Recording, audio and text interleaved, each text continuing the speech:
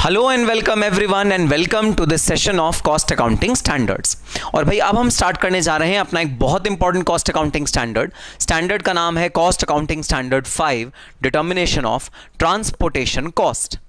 तो भाई जैसा कि आप सबको पता है कि ट्रांसपोर्टेशन कॉस्ट किसी भी कॉस्ट शीट का एक बहुत इंपॉर्टेंट एलिमेंट होता है, किसी भी बिजनेस का एक बहुत इंपॉर्टेंट एलिमेंट होता है, और कोई भी बिजनेस ट्रांसपोर्टेशन कॉस्ट के बगैर मुमकिन नहीं है चलना।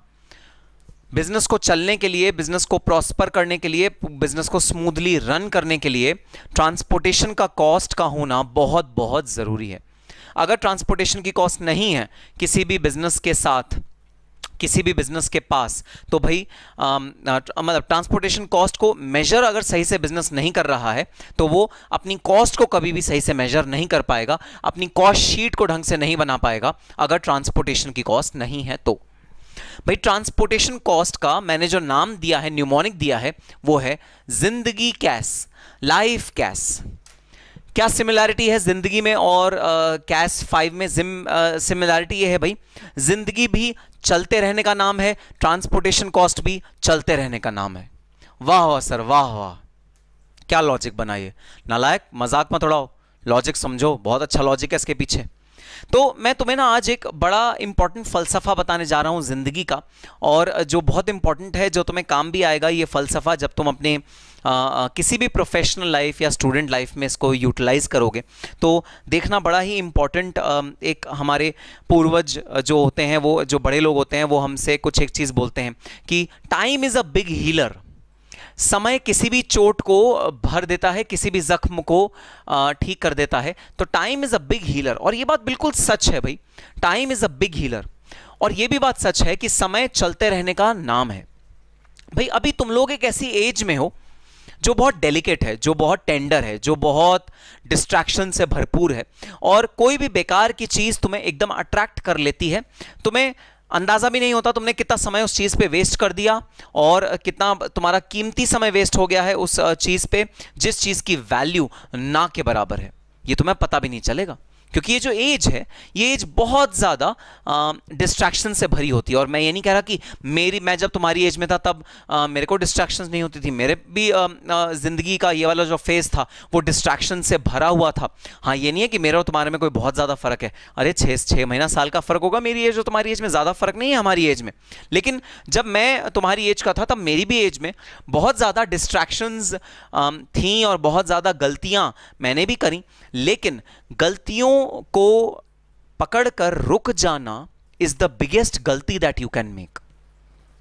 जिंदगी चलने का नाम है, चलते रहो चलते रहो चलते रहो। अगर मान लो गलती हो गई तो उसे लेके बैठो मत कि ओ गलती हो गई, डिप्रेशन में चले जाओ, दुखी मनाओ, उसके लिए आंसू बहाओ। ये सब चीजें बिल्कुल भी नहीं करनी।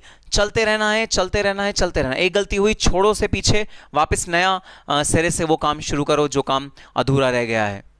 सो चलते रहो चलते रहो चलते रहो। That is what life teaches us, that is what जिंदगी टीचेज अस। अब कई बच्चे मुझे कहते हैं भाई सर हम तो ना शुरू से ही, जब से 11-12 था ना, तभी से सर बहुत ज़्यादा अपने पेरेंट्स को भी हमने परेशान किया है। कंप्लेंट्स, टीचर की बहुत ज़्यादा कंप्लेंट्स आती थी। सर 11th में तो मैं एक बार फेल भी हुआ था, मैंने रिपीट करी है अपनी 11th।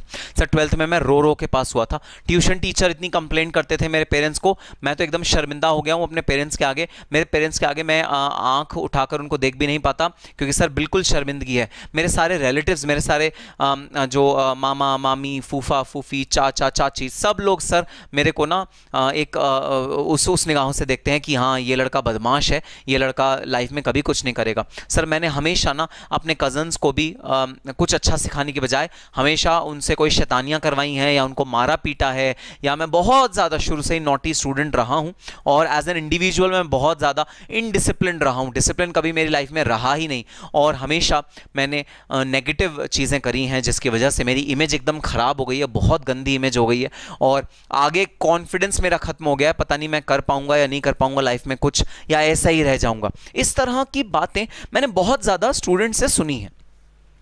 तो मैं तुम्हें एक फैक्ट बताता हूं, क्या तुम्हें अपने पुराने सारे पाप धोने हैं? तो सपोज तुमने पाप किए, बहुत बड़े बड़े पाप किए, बहुत गंदे गंदे काम किए, गलत काम किए, तुम्हारे पेरेंट्स बहुत ज़्यादा एम्बैरेस्ड हैं तुम्हारी वजह से, टीचर्स तुम्हारी बहुत ज़्यादा एम्बैरेस्ड हैं तुम्हारी वजह से, तुम्हारे जो घर के बड़े हैं वो बहुत ज़्यादा एम्बैरेस्ड हैं तुम्हारी वजह से। क्या तुम्हें अपने पुराने सारे के सारे पाप धोने हैं कि तुम रीबर्थ ले लो और एक नया जन्म जैसे होता है वैसे तुम ले लो, और किसी को तुम्हारे पुराने पाप याद ही ना रहे, किसी को तुम्हारी जो पुरानी गलतियां थी वो याद ही ना रहे, और तुम्हें वो एक फ्रेश इंडिविजुअल की तरह देखें? क्या तुम ऐसा चाहते हो कि ऐसा हो? सर क्या बात कर रहे हो सर आप, ऐसा हो सकता है क्या? अरे ऐसा हो जाए तो मजा मजा एकदम मजा आ जाएगा सर। ऑफ कोर्स ऐसा चाहते हैं हम। तो बस अगर तुम ऐसा चाहते हो ना तो अपने सीएमए के एग्जाम्स ढंग से क्लियर कर दो। एक बार सीएमए फर्स्ट अटेम्प्ट में बोथ ग्रुप्स निकल जाएं और रैंक आ जाए तो सोने पे सुहागा। अगर ऐसा हो गया तो इंटर में तुम कितनी बार फेल हुए हो, फाउंडेशन में तुम कितनी बार फेल हुए हो, इंटर में तुमने कितने अटेम्प्ट्स लगा दिए, ट्रेनिंग तुमने कहां से करी नहीं करी, ट्वेल्थ में तुम्हारे कितने मार्क्स थे, ग्रेजुएशन तुमने करी नहीं करी, ग्रेजुएशन में कितने मार्क्स थे, 11th में कितनी बार फेल हुए, 10th में कितने मार्क्स आए, सब कुछ इररिलेवेंट हो जाएगा। लोग बस एक ये पॉजिटिव चीज देखेंगे कि you are a CMA, you are a professional, you are a qualified person. और फिर उस दिन से घर में बिल्कुल भी ये चर्चा नहीं होगी कि अरे ये देखो स्कूल में कितना नॉटी था, कितना बदतमीज था, नाक तोड़ के आया था ना उसकी, हाँ, और उसके खाना खा लेता था, उसका हमेशा छीन के मारा पीटी करता था क्लास में, टीचर्स के साथ बदतमीजी का। ये टॉपिक कभी नहीं उठेंगे लाइफ में।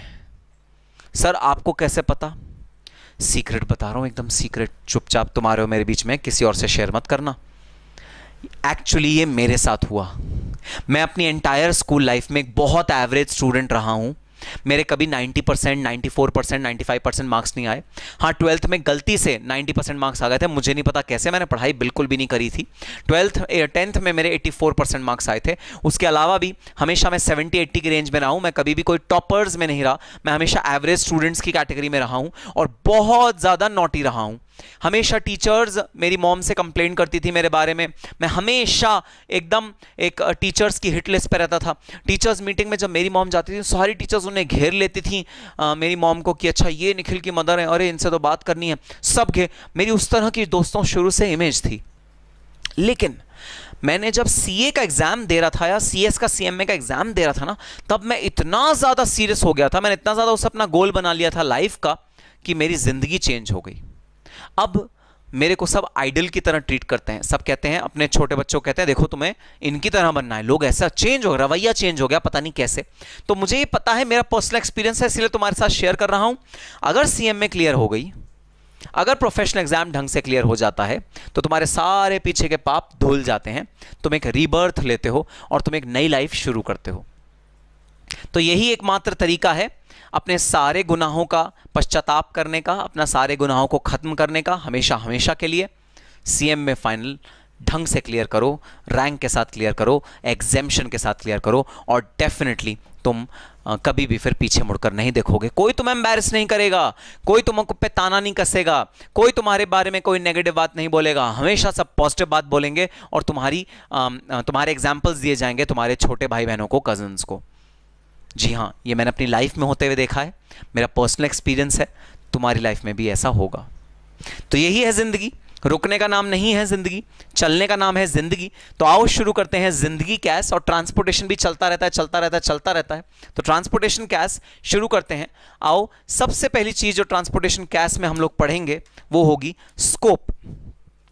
भाई इसका जो स्कोप है ना वो काफ़ी वाइड है। ट्रांसपोर्टेशन कॉस्ट जो निकलती है ना वो सिर्फ कॉस्ट शीट के पर्सपेक्टिव से रेलेवेंट नहीं होती, उसके और भी यूजेस हैं। आओ देखते हैं उसके और क्या यूजेस हैं। भाई सबसे पहला यूज तो है एक्साइजेबल गुड्स पे जो ट्रांसपोर्टेशन की कॉस्ट ऐड होती है उन पे यूज है, ठीक है।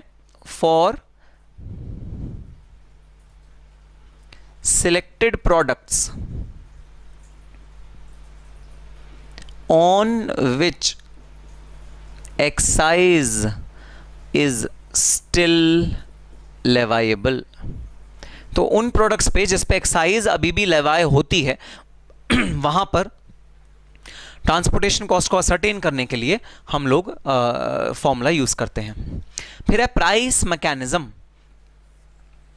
भाई जहां पर भी हम प्राइस को रेगुलेट करना चाहते हैं, प्राइस को हम कंट्रोल करना चाहते हैं, वहां पर हम ट्रांसपोर्टेशन कॉस्ट के प्राइस को कंट्रोल करने के लिए हम लोग इस कैश का यूज करते हैं। सर डिटेल में समझाऊंगा इसको जब हम कैश स्टार्ट करेंगे, अभी मुझे बस 5 मिनट दे दो। इंश्योरेंस क्लेम वैल्यूएशन, भाई कहीं भी अगर इंश्योरेंस क्लेम के वैल्यूएशन की बात आती है कि ये वाले गुड्स का जो इंश्योरेंस है वो कितने रुपए का मिलना चाहिए, क्लेम हम कैसे असर्टेन करें, ट्रांसपोर्टेशन के दौरान अगर कोई हादसा हुआ हो तो वो सब इंश्योरेंस क्लेम वैल्यूएशन में आता है और कैश 5 उसमें मदद करता है। Then inward freight, inward freight को कैलकुलेट करने में कॉस्ट ऑफ परचेज में भी जाता है और इन्वेंट्री में भी जाता है। भाई inward freight cost of purchase का पार्ट बनता है और जो इन्वेंट्री रखी होती है उसमें भी फ्रेट का पार्ट होता है, वो असर्टेन करने में कैश हमारी मदद करेगा। फिर फ्रेट की ना सब्सिडी दी जाती है कुछ इंडस्ट्रीज में, कुछ इंडस्ट्रीज में जो लाने ले जाने का खर्चा है उस पर गवर्नमेंट थोड़ी सब्सिडी देती है, क्योंकि वो जो इंडस्ट्रीज हैं वो सुदूर इलाकों में बसी हुई होती हैं जहां पर ट्रांसपोर्टेशन इजीली अवेलेबल होता नहीं। अगर वो इजीली अवेलेबल होता नहीं तो वो होता है बहुत ज़्यादा एक्सपेंसिव, ये भी हम डिटेल में पढ़ेंगे।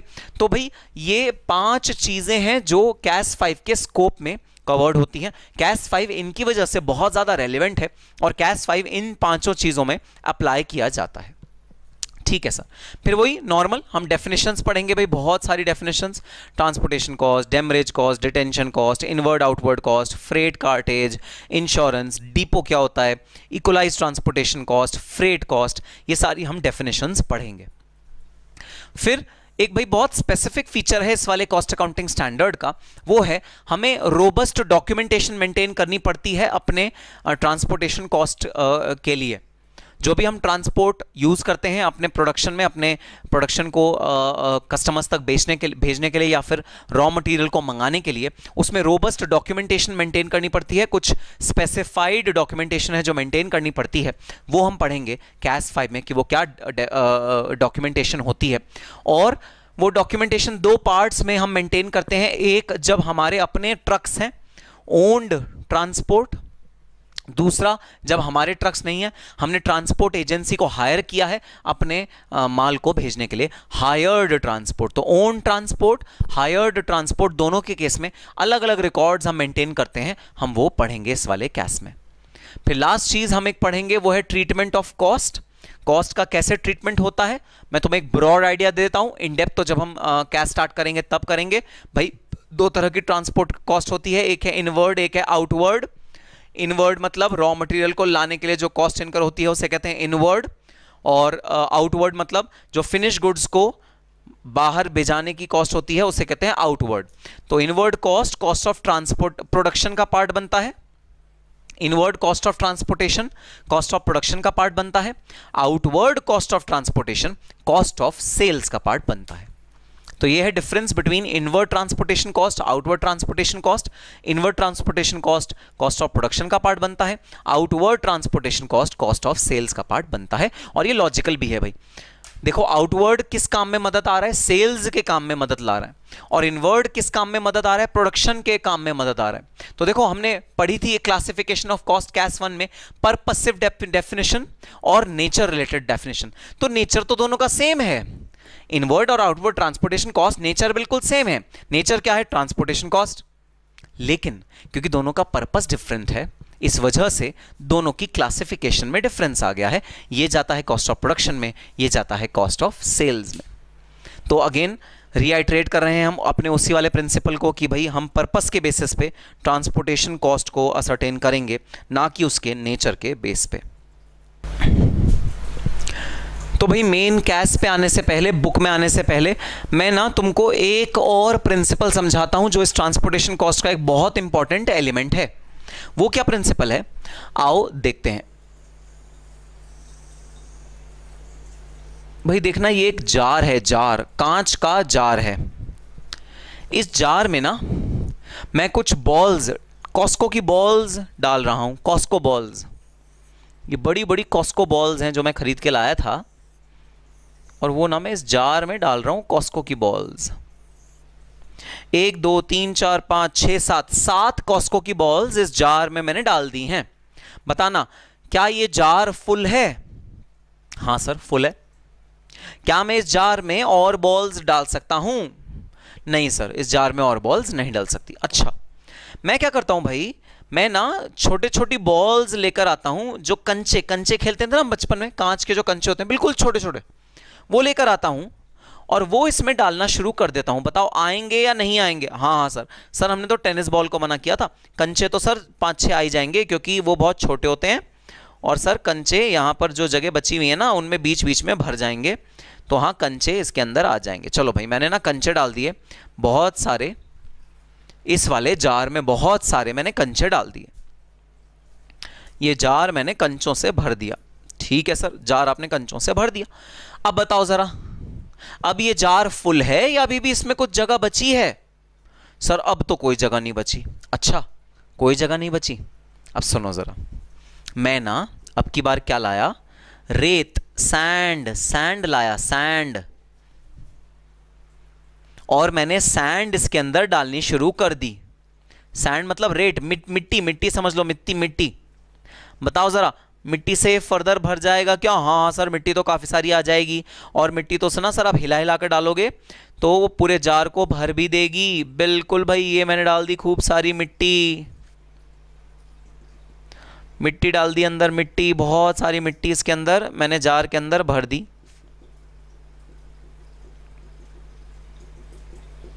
लो भाई मिट्टी, मिट्टी डाल दी, कंचे, टेनिस बॉल, कॉस्को की बॉल और मिट्टी, तीनों चीजें डाल। अब बताओ अब ये जार फुल है या इस जार में स्टिल कुछ जगह बची है? नहीं सर, अब हम कॉन्फिडेंट है सर, मिट्टी डालने के बाद अब तो हवा भी इसमें नहीं जा सकती अंदर, अब तो इतना भर गया है कि हवा भी इसके अंदर नहीं जा सकती। अच्छा भाई हवा भी नहीं जा सकती, तो मैंने क्या किया भाई, मैं ना एक पैक्ड बॉक्स लाया, किस चीज का? रियल फ्रूट जूस का, mixed fruit juice, real fruit juice का मैं पैकेट लाया और मैंने इसके अंदर रियल फ्रूट जूस डाल दिया। रियल फ्रूट जूस, बताओ जरा ऐसे 2-3 पैकेट इसके अंदर आ जाएंगे क्या? हाँ सर, ये तो क्योंकि जो रेत होती है ना वो सर लिक्विड को सोखती है, तो हाँ सर 2-3 और पैकेट रियल जूस के इसके अंदर आ जाएंगे बस। तो भाई यही है हमारी जिंदगी। अपनी जिंदगी को ना हमें डिफरेंट डिफरेंट चीजें उसके अंदर भरनी पड़ती हैं। तो ये जो बड़े बड़े बॉक्सेस हैं ना, ये बॉक्सेस होते हैं अपनी फैमिली के बॉक्सेस, जो हमारी मेजर पार्ट कवर करते हैं। फैमिली, हमारा जो जॉब है, और आपके केस में स्टडीज़ आपकी, ये जो बड़ी बड़ी बॉल्स हैं ना वो ये सब चीज़ें, फ्रेंड्स आपके, ये जो बड़ी बड़ी चीज़ें हैं ना वो ये बड़ी बड़ी जो बॉल्स हैं वो घेरे रखती हैं हमारी लाइफ को। लेकिन फिर भी हमारी लाइफ में इतनी जगह ज़रूर होती है, ये कंचे जो हैं, कंचे हैं हॉबीज़, हमारी जो हॉबीज़ हैं या हमें जो करना अच्छा लगता है उसके लिए हमेशा जगह बचती है। बस तुम्हें एक बार देखना है कहाँ पर है जगह, वहीं पर ये कंचे डाल दो, हॉबीज़ के लिए डेफिनेटली जगह बचती है।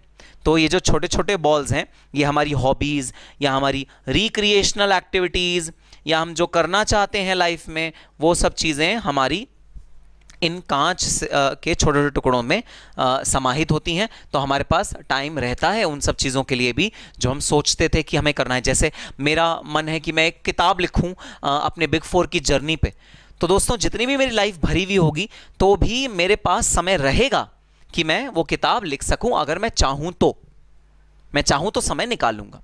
हाँ, जिंदगी कंपार्टमेंटलाइज होती है, बड़े बड़े कंपार्टमेंट जो होते हैं वो किसी और को दिए हुए होते हैं, छोटे छोटे कंपार्टमेंट स्टिल बचते हैं।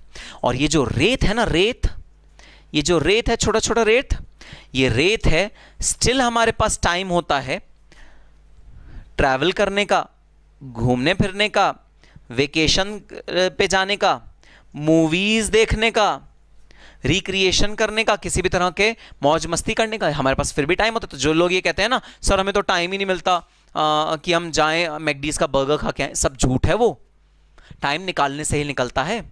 और अगर तुम प्रॉपर्ली अपना डे प्लान करो, जैसे तुम स्टूडेंट हो, अगर आप प्रॉपर्ली अपना डे प्लान करो तो भाई तुम टारगेट रखो अगले 5 दिन में अगर मैंने पूरी CFR खत्म कर दिया, होल्डिंग पूरा खत्म कर दिया 5 दिन में, तो मैं मैकडीज से बर्गर खा के आऊंगा। कैसे नहीं समय निकलेगा, समय निकलेगा, देख लेना।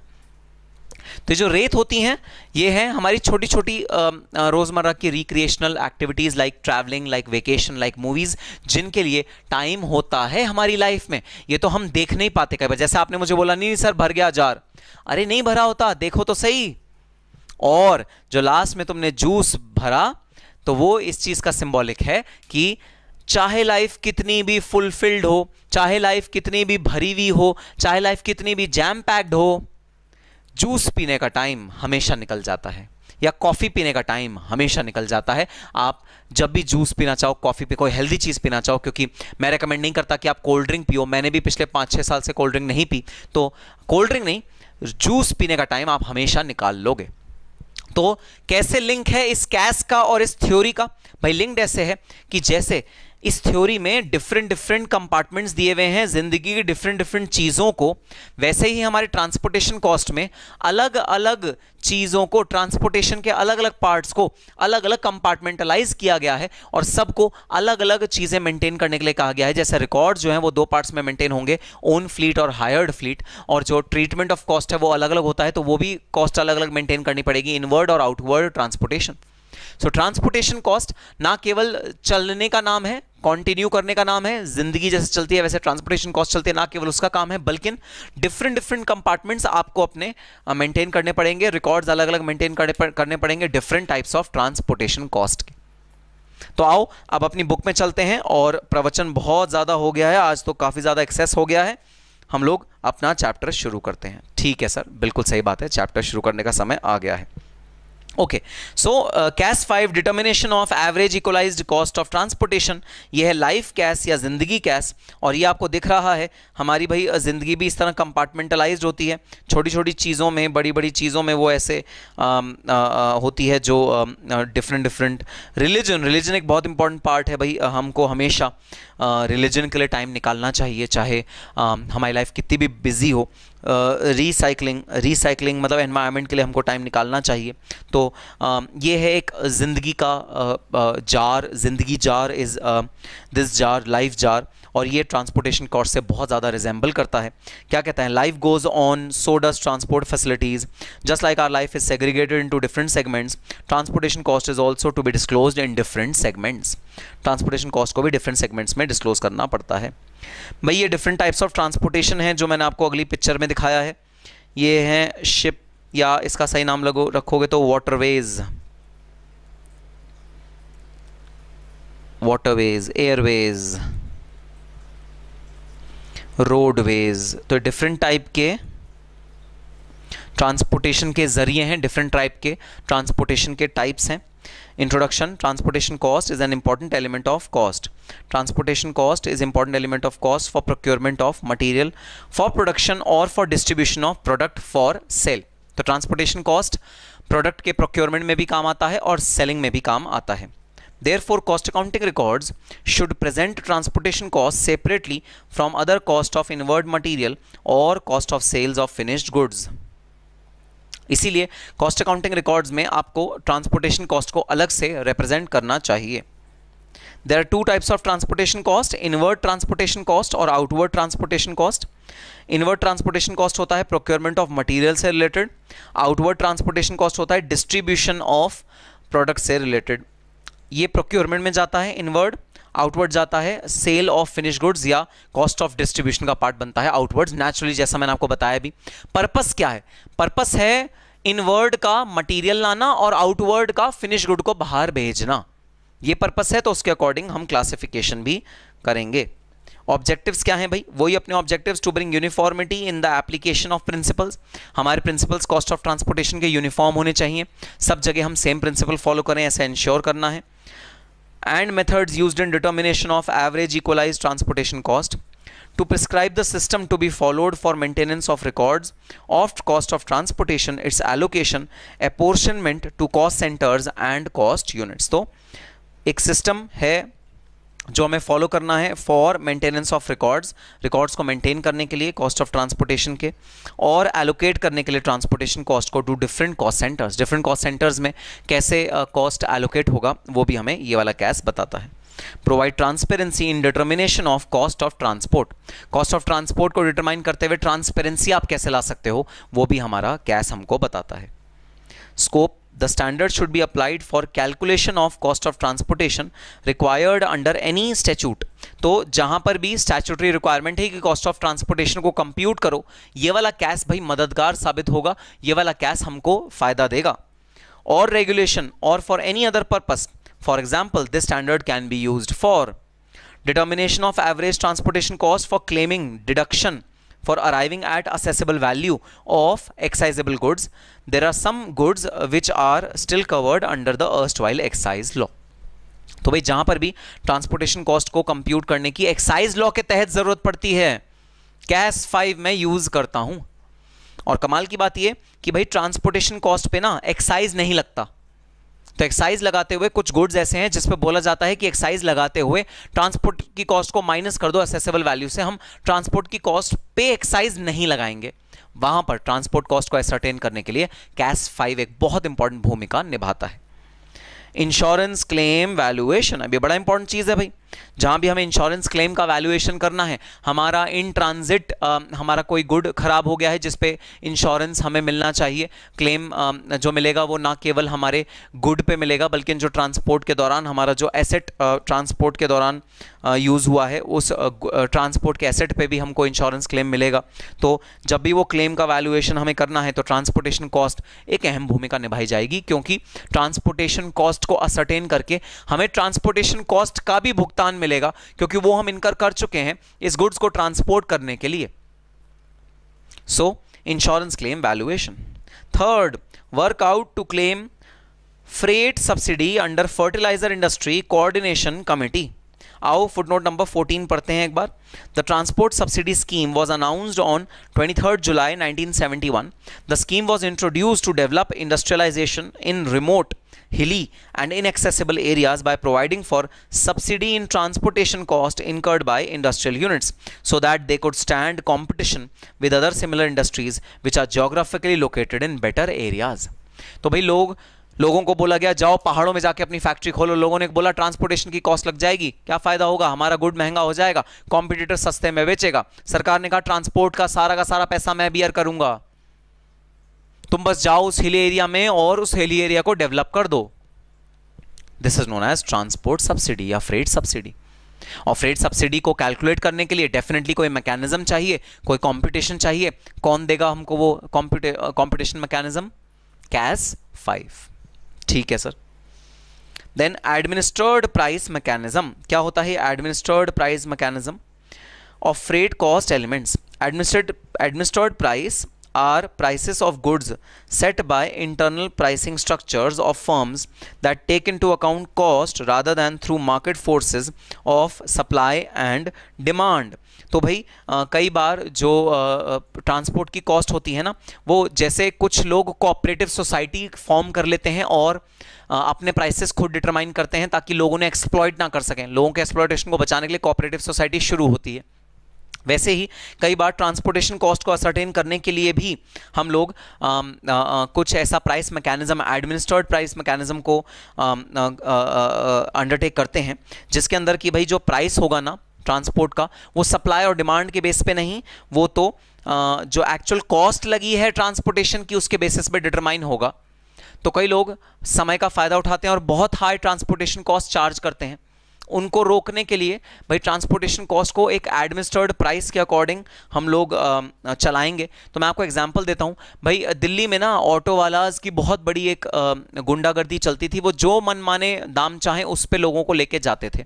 फिर सरकार ने बोला नहीं भाई नहीं, ये नहीं चलेगा। सरकार ने फिर मीटर इंस्टॉल करे दिल्ली के सारे ऑटो वालाज पे, ताकि जो वो पैसे चार्ज करें वो एथिकली करेक्ट चार्ज करें, ना कि ज़्यादा चार्ज करें। तो जब एडमिनिस्ट्रेड प्राइसेस आते हैं ना, तो एथिक्स आते हैं, तो सोसाइटी में एक रीजनेबल डेवलपमेंट और ग्रोथ आता है। सो ट्रांसपोर्ट के केस में जब हमें प्राइस मैकेनिज्म को एडमिनिस्टर करना है तो भाई कॉस्ट रिलेटेड इन्फॉर्मेशन की बहुत ज़्यादा ज़रूरत है, ताकि हमें पता लगे कि इसका ट्रू कॉस्ट क्या होना चाहिए।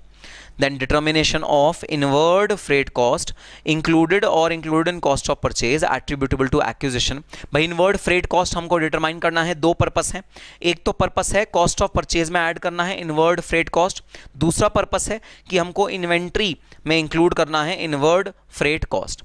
दोनों जगह हमें ऐड करना है, तो वो कितना ऐड करें हमें कैस 5 बताएगा। अगर हम वो ज़्यादा ऐड कर लेंगे इन्वेंट्री में तो हम बैंक से ना ज़्यादा लोन लेने के काबिल हो जाएंगे, जबकि वो गलत होगा। तो इन्वेंट्री के बेसिस पे ना बैंक लोन देता है, इन्वेंट्री को कोलेटरल सिक्योरिटी की तरह रखता है बैंक। अगर हमारी इन्वेंट्री की वैल्यू ज़्यादा, बैंक लोन ज़्यादा, तो लोग क्या करते हैं, झूठ मूठ में कॉस्ट ऑफ ट्रांसपोर्टेशन बढ़ा देते हैं। ऐसा नहीं कर सकते। कैस 5 के अकॉर्डिंग ही आपको ट्रांसपोर्टेशन की कॉस्ट रखनी पड़ेगी। Definition: cost of transportation comprises of cost of freight, cartage, transit insurance and cost of operating fleet and other incidental charges। तो cost of transportation में क्या क्या आता है भाई? freight आता है, cartage आता है, transit के समय जो इंश्योरेंस आपने पे किया है वो आता है। सर ये freight और cartage में क्या फर्क होता है? हम exactly पढ़ेंगे डेफिनेशन इसकी और देखेंगे इन दोनों में क्या डिफरेंस होता है। भाई थोड़ा सा डिफरेंस होता है इन दोनों वर्ड्स में।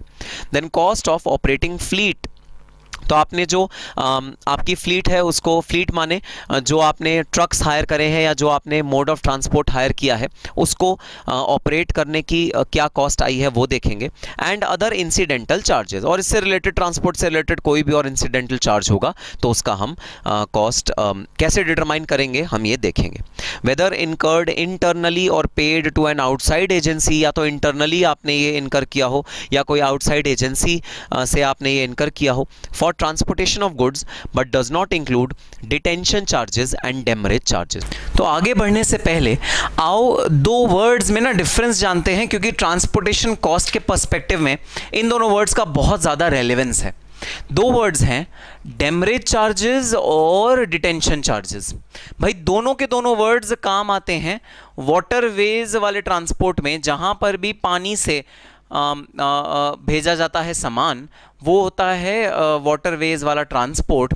और ये दोनों टर्म्स वाटरवेज वाले ट्रांसपोर्ट में बहुत ज़्यादा रेलेवेंट होते हैं, बहुत ज़्यादा काम के होते हैं। मैंने ये डायग्राम बनाया है जहाँ पर मैंने एक शिप बनाई है। हाँ भाई हाँ, मुझे पता है ये बोट है, लेकिन अज्यूम कर लो ये शिप है और ये समुद्र है। समुद्र में बहुत प्यारी प्यारी मछलियाँ हैं जो तैर रही हैं और मछलियों के ऊपर हमारी भाई शिप है। ये मछलियाँ सिर्फ ब्यूटी के लिए बनाई गई है, इनका कंसेप्ट से कोई लेना देना नहीं है। ठीक है सर। तो सर डेमरेज और डिटेंशन चार्जेस किसको कहा जाता है ये आओ समझते हैं। ठीक है सर। सर ये पोर्ट है, ये ना यहाँ पर पोर्ट की अथॉरिटीज़ होती हैं जो पोर्ट का सारा काम गवर्न करती हैं। ये एक शिप है बहुत बड़ी और इस शिप में ये 18 कंटेनर्स रखे हैं। कंटेनर्स मतलब शिप के अंदर जो भी माल लादा जाता है वो ऐसे ही नहीं डाला जाता, उसको बड़े बड़े ट्रंक, जैसे हमारे घर में ट्रंक होते हैं ना, वैसे बड़े बड़े ट्रंक होते हैं जहां पर उस माल को रखा जाता है और उसमें क्लासिफाई किया जाता है। खाने पीने की जगह सामान एक कंटेनर में रखी जाएंगी, कोयला या ऐसा कोई और चीज़ जो गंदा कर देगा एरिया को, उसको एक कंटेनर में रखा जाएगा। तो ऐसे कंटेनर को सेग्रीगेट किया जाता है और ये सब कंटेनर्स के जो मालिक होते हैं वो होती हैं पोर्ट की अथॉरिटीज़। वो जो इसमें सामान डाल रहा है या मंगा रहा है वो नहीं है मालिक, मालिक हैं पोर्ट की अथॉरिटीज़।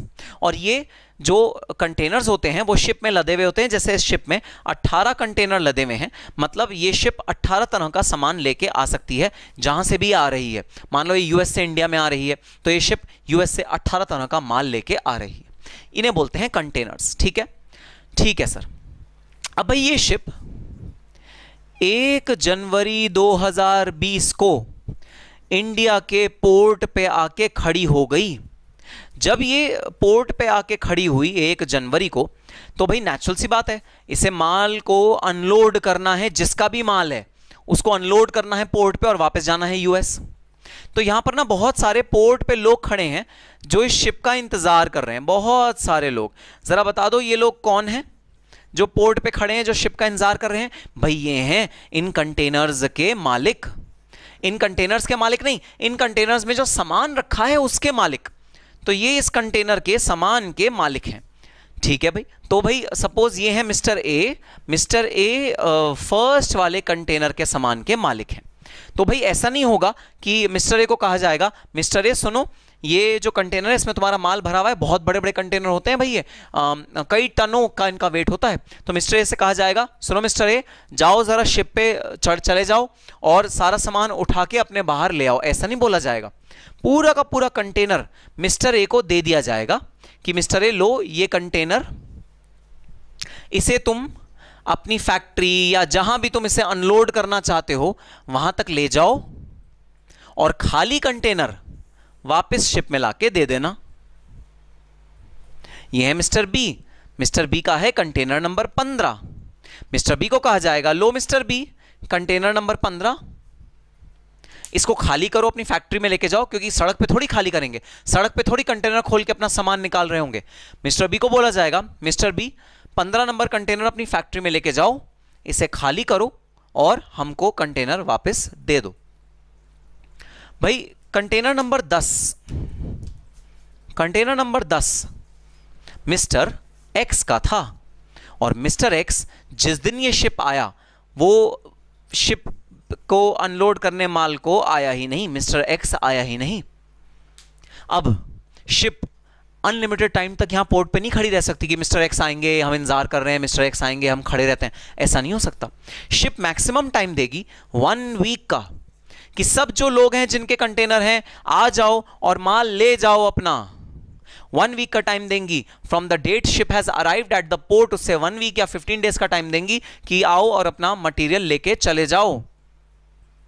अगर 1 वीक में आप नहीं आए और अगर आपने 1 वीक से ज्यादा समय लगाया शिप के यहां आने के लिए, तो आपको चार्जेस पे करने पड़ेंगे। सपोज चार्ज है ₹1000 पर डे या 10,000 रुपीज पर डे। तो ये जो चार्जेस होते हैं, जो चार्जेस शिप में कंटेनर से माल को ना ले जाने के लिए जो डिले हो रहा है उसके लिए लेवाई करी जाते हैं, उन चार्जेस को बोला जाता है डेमरेज चार्जेस। तो जब आपको पता है आपकी शिप आ गई है पोर्ट पे, आपको डेट दिया गया था, उस डेट पे आ गई है पोर्ट पे, आपको ये बात पता है, लेकिन आप पोर्ट पे जा ही नहीं रहे, अपने माल को अनलोड करवाने के लिए जा ही नहीं रहे, तब जो चार्जेस पे होते हैं, क्योंकि ये जो शिप यहां खड़ी है ये पार्किंग के चार्जेस पे करी होगी, डॉकेट के चार्जेस पे करी होगी, कंजेशन चार्जेस पे करी होगी, पता नहीं दुनिया जहान के चार्जेस पे करी होगी। तो जो लोग 1 हफ्ते के अंदर अंदर अपना कंटेनर लेने नहीं आएंगे उनको पेनल्टी लगाई जाएगी। वो पेनल्टी क्या कहलाती है? डेमरेज चार्जेस कहलाती है। और सर ये डिटेंशन चार्जेस क्या होता है? अच्छा सुनो, डिटेंशन क्या होता है भाई। मिस्टर ए कंटेनर अपनी फैक्ट्री में लेके गए और उन्होंने कंटेनर अपनी फैक्ट्री में रख लिया। यहां शिप इंतजार कर रही है कि खाली कंटेनर आए तो मैं वापस जाऊं यूएस और माल भर के वापस लाऊं।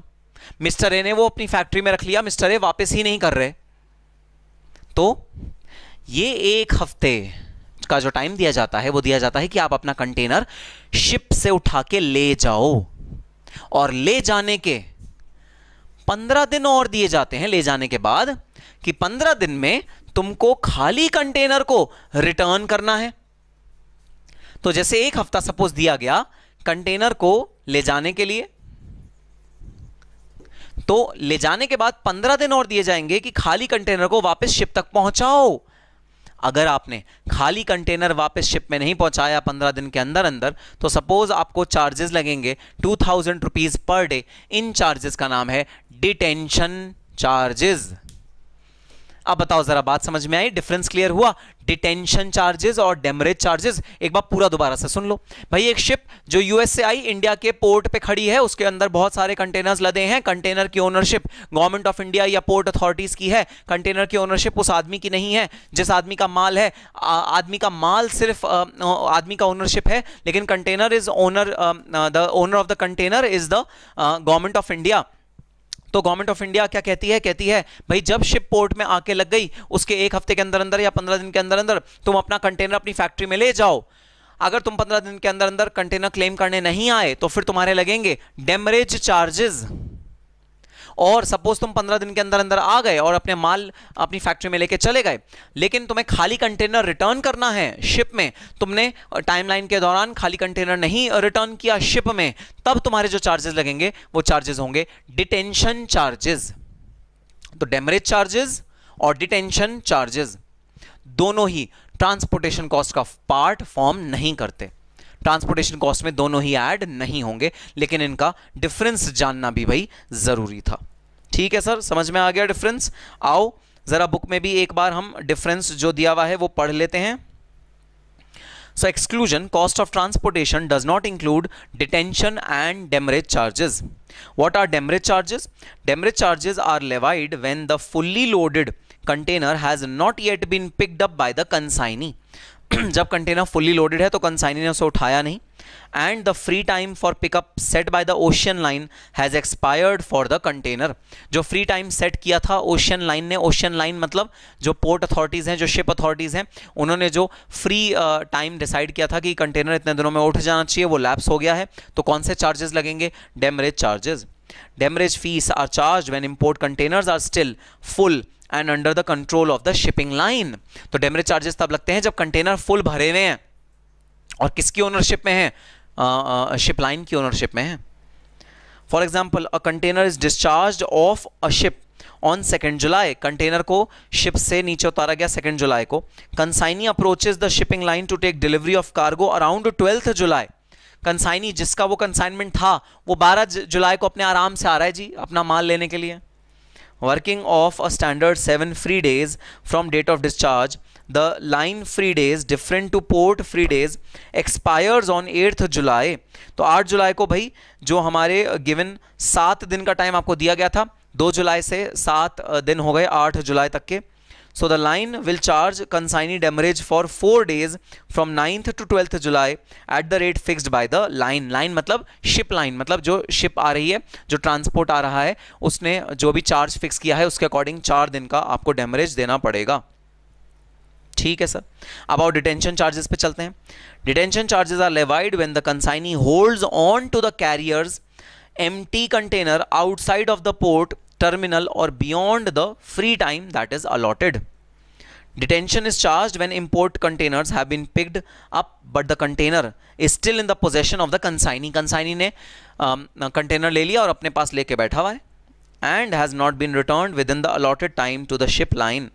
For example, after the full container has been picked up by the client, for example if they takes another 7 days to return the empty container, then it is known as detention, which again will be charged at the rate fixed by the line।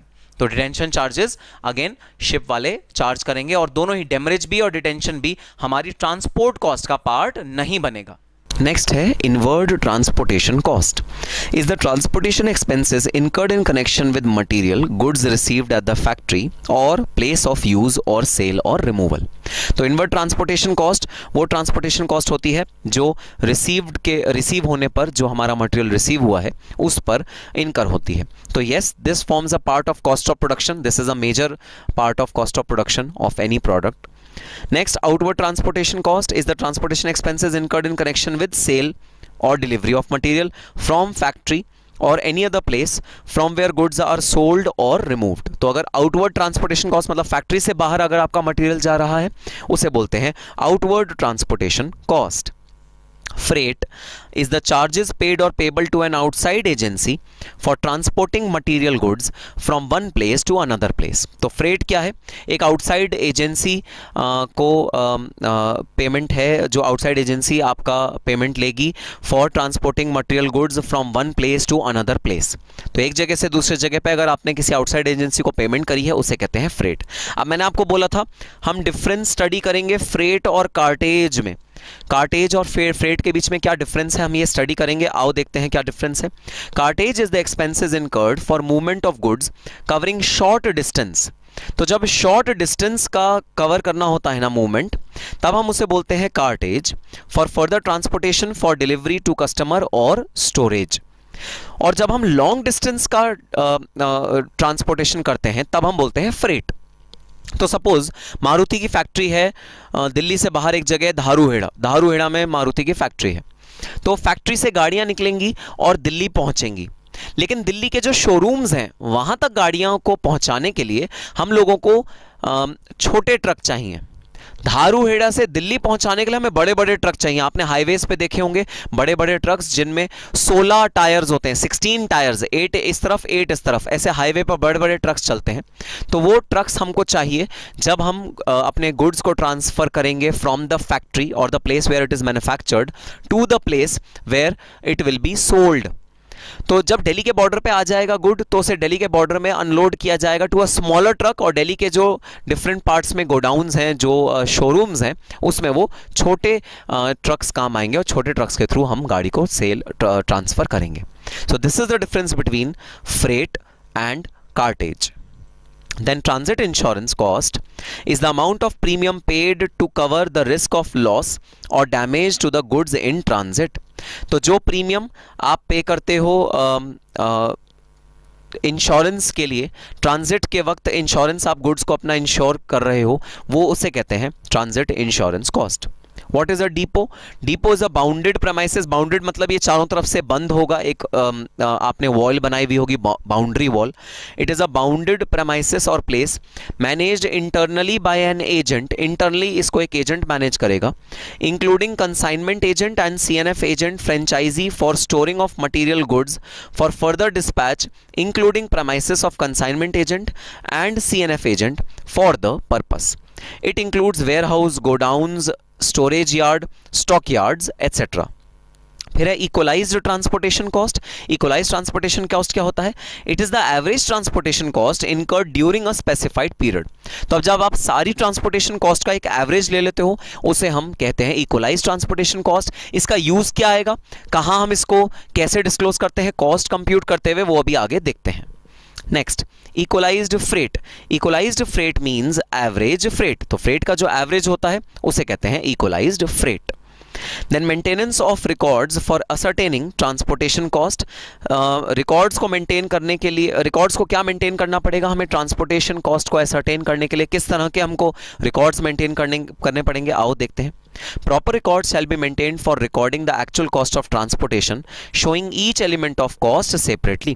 तो transportation cost of transportation आपको disclose करना है, हर एक element को अलग से disclose करते हुए आपको एक प्रॉपर कॉस्ट बनाना है, जिसमें आप जितने टाइप के ट्रांसपोर्टेशन यूज़ कर रहे हो, भाई बाय रोड यूज़ कर रहे हो, बाय एयर यूज़ कर रहे हो, बाय शिप यूज़ कर रहे हो, बाय वाटर यूज़ कर रहे हो, जो भी आप ट्रांसपोर्टेशन जिस भी मोड से कर रहे हो, उस मोड के थ्रू आपको जो भी खर्चा आया है उसको कॉस्ट शीट में अलग अलग लाइन आइटम के थ्रू डिस्क्लोज करना है.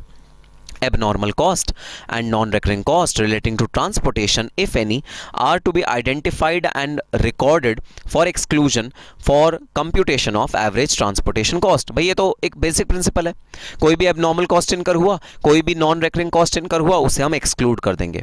Following are the details need to be disclosed while recording transportation cost. तो transportation cost को record करते हुए जो अब details दी हुई हैं वो आपको डिस्क्लोज करनी पड़ती हैं. Salaries and wages of driver, cleaner and others, cost of fuel, licence fee, permit fee, insurance of vehicle, lubricant, grease, amortized cost of tyre and battery over its useful life, repairs and maintenance, depreciation of the vehicle, ये सब चीज़ें आपको disclose करनी है. Distance covered and trips made, goods hauled and transported to depot, ये सब चीज़ें आपको डिस्क्लोज करनी है अगर आप ओन ट्रांसपोर्ट फ्लीट मतलब अपना ट्रांसपोर्ट फ्लीट यूज कर रहे हो तो. In case of hired transportation fleet, अगर आपने बाहर से कहीं ट्रांसपोर्टेशन फ्लीट को हायर किया है, किसी थर्ड पार्टी से हायर करा है आपने ट्रांसपोर्ट फ्लीट को. Charges incurred for dispatch of goods, date of dispatch of good, transport used, description of goods, destination of buyer, name of consignee, challan number, quantity of goods in terms of weight or volume, distance involved and amount paid. तो अगर आपने higher किया है transportation cost तो इनमें से सारी की सारी चीज़ें आपको डिस्क्लोज करनी है, आपको रिकॉर्ड प्रॉपर मेंटेन करना है इन सारी चीज़ों को डिस्क्लोज करते हुए अपनी ट्रांसपोर्टेशन कॉस्ट के लिए. सो डेप्रीसिएशन के लिए एक नोट है भाई, asset register should be maintained for determination of depreciation and amortisation cost. एक एसेट रजिस्टर बनाओ, फिक्स एसेट रजिस्टर, उसमें properly date of purchase disclose करो, अमाउंट जिस अमाउंट पे परचेज किया है वो डिस्क्लोज करो, डेप्रीसिएशन का रेट आप क्या यूज़ कर रहे हो वो डिस्क्लोज करो, फिर हर पीरियड में कितना कितना एमोर्टाइजेशन या डेप्रीसिएशन होना चाहिए वो सारी चीज़ें आपको डिस्क्लोज करनी पड़ेंगी इस एसेट रजिस्टर में. Separate records must be maintained for inward and outward movement of goods. तो inward और outward movement के लिए अलग अलग रिकॉर्ड बनाओ, क्योंकि नेचुरल सी बात है इनवर्ड कॉस्ट ऑफ प्रोडक्शन में जाता है, आउटवर्ड कॉस्ट ऑफ प्रोडक्शन में नहीं जाता, सेलिंग एंड डिस्ट्रीब्यूशन ओवरहेड्स में जाता है. तो अलग अलग रिकॉर्ड बनाने पड़ेंगे. Cost of inward movement of goods must be included in cost of procurement of goods and outward cost must be included in cost of sales. Cost of sales में outward movement आपको record करनी है. Separate cost sheet should be prepared for different type of vehicles. तो अलग अलग vehicles के लिए अलग अलग कॉस्ट शीट आपको प्रिपेयर करनी है. Records for transportation of cost for goods involve exclusively for trading activities, trading activities के लिए जो आपके गुड्स इन्वॉल्व हैं उसमें जो ट्रांसपोर्टेशन कॉस्ट लगी है, shall be maintained separately and the same will not be included in claiming any deduction for calculating assessable value excisable goods cleared for home consumption. तो जो भी ट्रांसपोर्टेशन आपकी लगी है ट्रेडिंग एक्टिविटीज़ की वजह से, जो आप ट्रेड कर रहे हो गुड्स, उनकी वजह से जो ट्रांसपोर्टेशन कॉस्ट इनकर हुई है, उसके रिकॉर्ड्स आपको अलग से मेंटेन करने हैं, क्योंकि वो रिकॉर्ड्स मैन्युफैक्चर्ड गुड वाले ट्रांसपोर्टेशन में ऐड नहीं होंगे। ट्रेडिंग गुड्स के ट्रांसपोर्टेशन के कॉस्ट अलग और मैन्युफैक्चर्ड गुड के ट्रांसपोर्टेशन के कॉस्ट अलग। ठीक है sir. Transportation cost records can be maintained in 3 appendices. तो ट्रांसपोर्टेशन के कॉस्ट 3 अपेंडिसेस के थ्रू आपको रिकॉर्ड करने हैं, अपेंडिक्स 1, अपेंडिक्स 2, अपेंडिक्स 3। तो अपेंडिक्स 1 क्या है भाई? अपेंडिक्स 1 है जहां पर आप ओन फ्लीट, मतलब आप ओन करते हो अपने ट्रक ट्रॉली, ये ओन करते हो, वहां पर जब आपको अपने रिकॉर्ड्स मेंटेन करने हैं तो आपको अपेंडिक्स 1 फॉलो करना पड़ेगा। अपेंडिक्स 2 क्या है? Hired fleet. अगर आप फ्लीट को हायर करते हो, कहीं से किराए पे लेते हो, ट्रक किराए पे लेते हो, ट्रॉली किराए पे लेते हो, कोई भी ट्रांसपोर्टेशन का व्हीकल, तो आप अपेंडिक्स 2 में अपने रिकॉर्ड्स मेंटेन करोगे। Separate records of cost of for mode of transportation other than road like ship, air etc. are to be maintained in appendix 2 which will be included in total cost of transportation। तो जैसा कि कैस ने हमें पहले भी बोला कि आप अगर अलग अलग मोड से अपना ट्रांसपोर्टेशन कर रहे हो तो उसका कॉस्ट आप अलग अलग मेंटेन करोगे, सबका रिकॉर्ड आप अलग अलग मेंटेन करोगे। Then records of transportation cost directly allocable to a particular category of products should be maintained separately। तो ट्रांसपोर्टेशन कॉस्ट अलग अलग आप मेंटेन करोगे, रिकॉर्ड अलग अलग प्रोडक्ट का अलग अलग मेंटेन करोगे, अपेंडिक्स 3 में मेंटेन करोगे अगर आप डायरेक्टली एलोकेट कर सको किसी एक पर्टिकुलर कैटेगरी वाले प्रोडक्ट में। तो मतलब क्या? जहां पर तो आपको नहीं पता कि जो ट्रांसपोर्टेशन कॉस्ट है वो किसी एक प्रोडक्ट से रिलेटेड है या अलग अलग प्रोडक्ट से रिलेटेड है या कंबाइंड एक कॉस्ट इनकर हो रही है और वो सब प्रोडक्ट से रिलेटेड है, हो सकता है आपको ये बात ना पता हो। अगर आपको ये बात नहीं पता तो आप अपेंडिक्स 1 या 2 भरोगे, क्योंकि तब हम एलोकेट करेंगे या एब्जॉर्ब कराएंगे आपके ओवरहेड को, ट्रांसपोर्टेशन कॉस्ट को ऑन द कॉस्ट सेंटर। लेकिन अगर आपको पता है कि ये स्पेसिफिक ट्रांसपोर्टेशन की कॉस्ट इस पर्टिकुलर कॉस्ट सेंटर में लगी है तो आप अपेंडिक्स 3 बनाओगे। अपेंडिक्स 3 में हमें कुछ करने की जरूरत ही नहीं, एलोकेशन करने की जरूरत ही नहीं, हम पूरा का पूरा कॉस्ट उठाएंगे और उसे किसी एक पर्टिकुलर कॉस्ट सेंटर पे जो आपने डिटरमाइन किया है उस पे एलोकेट कर देंगे। So these are the 3 appendices which you need to prepare for your recording of transportation cost। ठीक है sir. Then treatment of cost, cost का ट्रीटमेंट कैसे करना है? Inward transportation cost, outward transportation cost. Inward transportation cost को आपको क्या करना पड़ेगा? कॉस्ट ऑफ प्रोक्योरमेंट में लेके जाना पड़ेगा और एपोर्शन करना पड़ेगा मटेरियल और प्रोडक्ट्स में। और आउटवर्ड ट्रांसपोर्टेशन कॉस्ट ये कॉस्ट ऑफ सेल्स का भाई पार्ट बनती है, जो आपके सेलिंग डिस्ट्रीब्यूशन ओवरहेड्स होता है उसका पार्ट बनती है। Apportion to the material and goods on a suitable basis. Outward transportation cost of a product from factory to depot or any other location of sale shall be included in cost of sale of the goods available for sale। तो आपको cost of sales में ये transportation cost को include करना चाहिए अगर वो outward है तो। inward है तो cost of procurement, cost of production में जाएगा, outward है तो वो cost of sales में जाना चाहिए। ठीक है sir. The following bases may be used in order of priority for appointment of outward transportation cost depending upon the nature of products or units of measurement followed and type of transport used। तो भाई ये basis हैं जिससे आप अपना जब transportation cost को major करो ना तो वो इन बेसिस के बेसिस के इन यूनिट ऑफ मेजरमेंट से आप उसे मेजर कर सकते हो और एलोकेशन करने में भी ये मेजरमेंट काम आएगा। तो फॉर एग्जांपल आपने ट्रांसपोर्ट किया 1000 किलो का सामान और 1000 किलो का सामान में 3 कैटेगरी ऑफ प्रोडक्ट्स इन्वॉल्व हैं, तो आप तीनों का वेट ले लो, उसके बेसिस पे ट्रांसपोर्टेशन कॉस्ट को एलोकेट कर दो, आपका वैलिडली ट्रांसपोर्टेशन कॉस्ट एलोकेट हो जाएगा। ठीक है सर। तो क्या है? वेट है सबसे इंपॉर्टेंट तरीका।